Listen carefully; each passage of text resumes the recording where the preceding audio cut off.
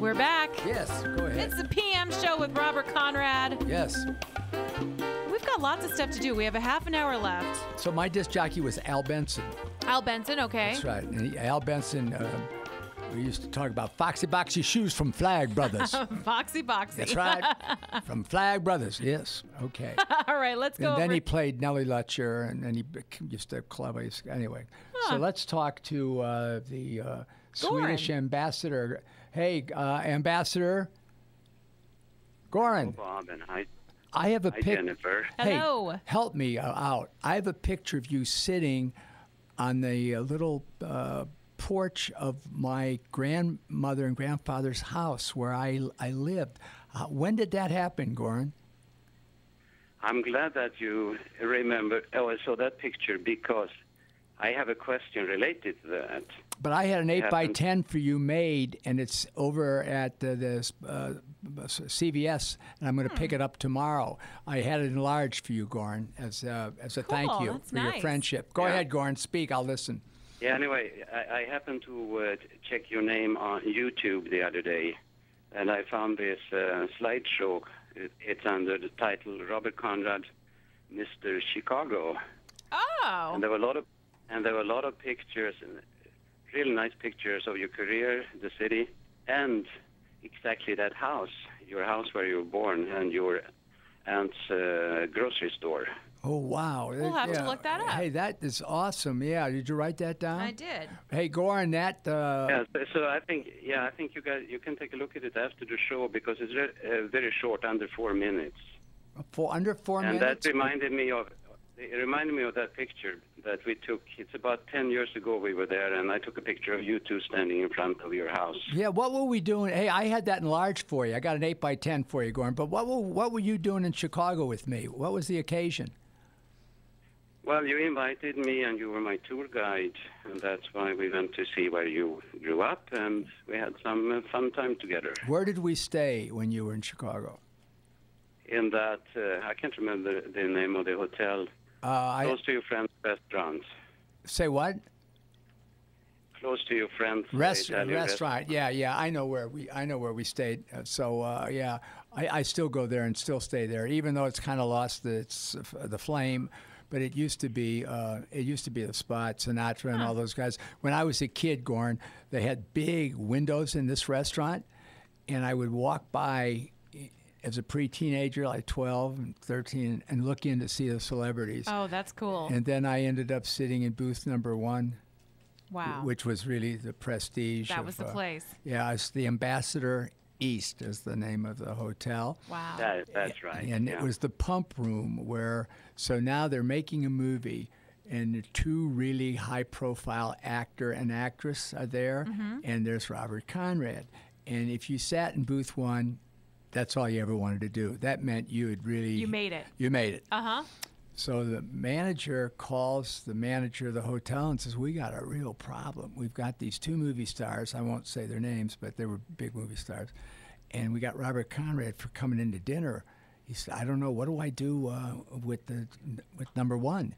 And the manager said, well, let me ask you a question. He said, yes. He said, do you know where those people are from? He said, no. He said, what, you know where Robert Conrad's from? He said, he's from Chicago. He said, case closed. And where was I, Goran? I was in number 1. And they came in, and they walked right by me, and I put a big smile on my face like, ha, ha, ha, movie stars. Mr. Chicago's That's here. right, ha, ha, ha, movie stars. All right, Goran, what else is on your mind? Anything?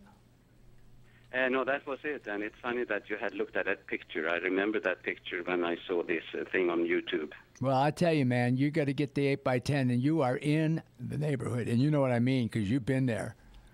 You know, Yes, I mean, that's right. Yes, I was when we were prepping a television series, a short-lived, high ratings, but I sold out for money to do something else. And I'm with the producers, the 2 of them, and we're in this limo, and we're driving the neighborhood, and you could see them slide down in the back seat, and you could hear them press the button to drop the locks. They were so frightened. And I said, sit up. What the hell are you frightened? The bad guy's sitting with you. That's funny. Okay, you like it, Goran? Yes. Okay, all right. That's what I had. Well, you're invited anytime you want. I'm going to quit extending an invitation because it's getting old. All right, thanks for the call. Bye. Thank you. All right. All right, now wait a minute here. Wait a minute. We got time here. We do.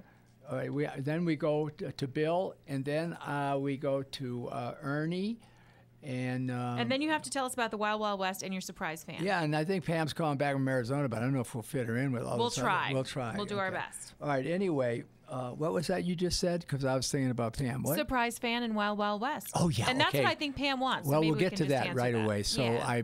I think I've told this story, but believe me, it's worth telling more than once and for the rest of my life, and it's going to be in the book. Mm-hmm. So we're doing this rodeo, and it was tough. I got knocked off a horse. We choreographed a fight. I hit the guy over the head with a breakaway chair, and then I broke into song. Then I got back on the horse and waved at everybody, and then took a shower, and they usually were produced by high-profile people in the city.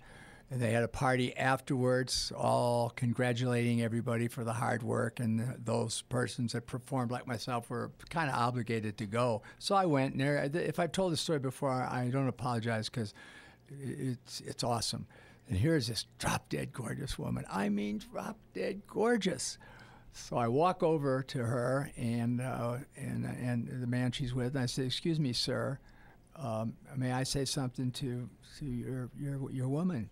He said, "Sure. It's not my wife yet, but we're going to get married." And I said, "Well, congratulations." I said, "Ma'am, you are one of the most beautiful things I have ever seen. And where are you from?" She said, "I'm from Georgia." I said, "You are a Georgia peach."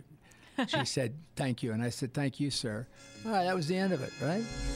Now, I go home, and we would stay in a hotel close to where we performed, Motel 6 or, any Wherever place you to were. sleep, yeah.